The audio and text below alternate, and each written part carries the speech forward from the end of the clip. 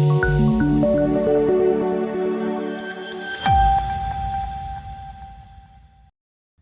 ગુકેશ વિશ્વનો સૌથી યુવા ચેસ ચેમ્પિયન બન્યો. ઇતિહાસ રચતા 18 વર્ષીય ભારતીય ચેસ પ્રોડિજી ડી ગુકેશ વિશ્વનો સૌથી નાની વયનો ચેસ ચેમ્પિયન બન્યો છે.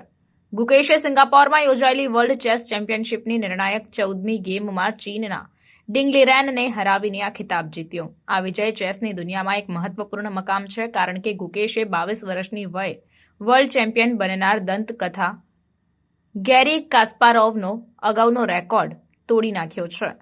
ગુકેશનો ટોચ સુધીનો પ્રવાસ અદ્ભુત રહ્યો છે. તેણે ચેમ્પિયનશિપની શરૂઆત પડકારજનક રીતે કરી.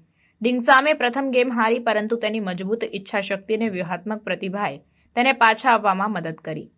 ત્રીજી રાઉન્ડમાં સ્કોર સમાન કર્યો. સ્પર્ધા તીવ્ર રહી. બંને ખેલાડીઓએ વિજયની આપ-લે કરી. ગુકેશે 11મી રાઉન્ડમાં લીડ લીધી, પરંતુ ડિંગે આગામી ગેમમાં સમાનતા મેળવી. અંતિમ ગેમ રોમાંચક રહી, જેમાં ગુકેશે 53મી ચાલમાં ડિંગની ભૂલને કારણે વિજય મેળવ્યો. આ વિજય ગુકેશને વિશ્વનાથ આનંદ પછી વિશ્વ ચેસ ચેમ્પિયન બનનાર બીજો ભારતીય બનાવે છે. ગુકેશનો વિજય તેની પ્રતિબદ્ધતા, મહેનત અને અસાધારણ પ્રતિભાનો પુરાવો છે. તેની સિદ્ધિએ ભારતને ગર્વ અનુભવાવ્યો અને વિશ્વભરના અસંખ્ય યુવા ચેસ ઉત્સાહીઓને પ્રેરણા આપી છે. ગુકેશનો વિજય માત્ર વ્યક્તિગત મકામ નથી, પરંતુ ભારતીય ચેસ માટે પણ એક મહત્વપૂર્ણ ક્ષણ છે. તે વૈશ્વિક ચેસ ક્ષેત્રમાં દેશની વધતી પ્રતિષ્ઠાને હાઇલાઇટ કરે છે અને ટોચના સ્તરે ભારતીય ખેલાડીઓની શ્રેષ્ઠતા દર્શાવે છે.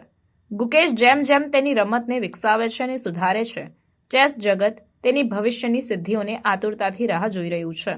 ભારતના ડી ગુકેશ 18 વર્ષની વયે વિશ્વના સૌથી યુવા ચેસ ચેમ્પિયન બન્યા, ત્યારે ચીનના ડિંગ લીરેનને હરાવ્યો છે. જણાવી દઉં કે વિશ્વનાથ આનંદ પછી બીજો ભારતીય ચેમ્પિયન સાથે જ ગુકેશની આ સિદ્ધિ ઐતિહાસિક છે.